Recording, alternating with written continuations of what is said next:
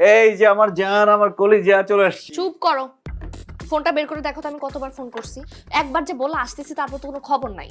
Office ফাঁকি দিয়ে তুমি যদি টাইম মতো নাই আসতে পারো তাহলে অফিসের সময় ডাকো কেন? তোমার সাথে দেখা করতে হলে আমার অফিস ফাঁকি দিয়ে আসতে হবে? অফিসে আমার পজিশন সম্পর্কে তোমার কোনো ধারণা আছে?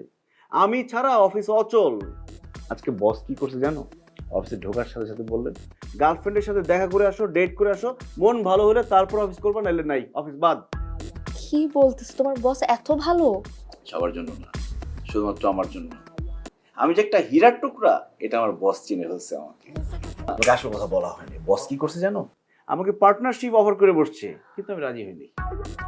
তুমি কি পাগল হয়ে গেছো? হ্যাঁ, রাজি হও না কেন? এত বড় একটা অপরচুনিটি কেউ মিস করে? তুমি বুঝতেছো এত বড় কোম্পানির পার্টনারশিপ?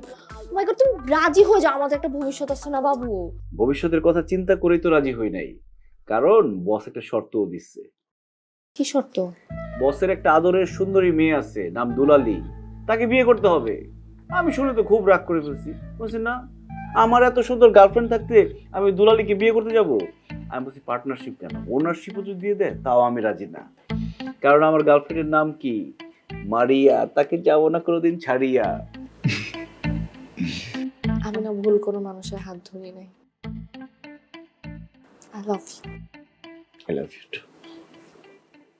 আচ্ছা চলো কিছু অর্ডার করি, হালকা পাতলা খেলেই হবে, কারণ পেট তো ভরা দুজনেরই। আহা, আমি তো তোমার আমার পছন্দের সব খাবার অলরেডি অর্ডার করে দিয়েছি। কি অর্ডার করছো? হ্যাঁ, এই যে দেখো এখানে কি পছন্দ তোমার। এই যে আমি প্রথমে মনে করো আমাদের সালাদ দিয়েছি, চিকেন ক্যাশনাট সালাদ দিয়েছি একটা, তারপর হচ্ছে স্যুপ দিয়েছি আমি, তোমার জন্য একটা থাই থিক স্যুপ, আমার জন্য একটা ক্লিয়ার স্যুপ, তারপর আমি চিকেন প্ল্যাটার দিয়েছি, তোমার জন্য একটা, আমার জন্য একটা, ঠিক আছে। এরপরে আর আর স্টেক নিয়েছি। হ্যাঁ, আমি তো তোমাকে বলিনি, বিফ স্টেকটা নিয়েছি, তোমার তো পছন্দ, দ্যাটস এ নিয়েছি। ওইটার সাথে আমি আমার জন্য চিকেন একটা নিয়েছি। আর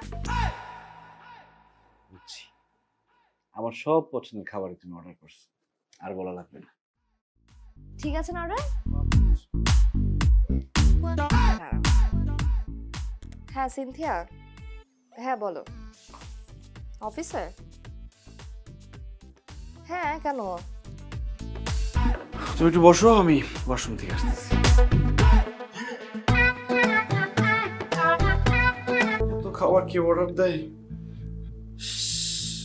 আগে জানলে আমি কাজী আর বরযাত্রী নিয়ে আসতাম, বিয়ের অনুষ্ঠানটা সেরে ফেলতাম এখানে। সব মিলে কত টাকা? ৬,৭৫০ টাকা।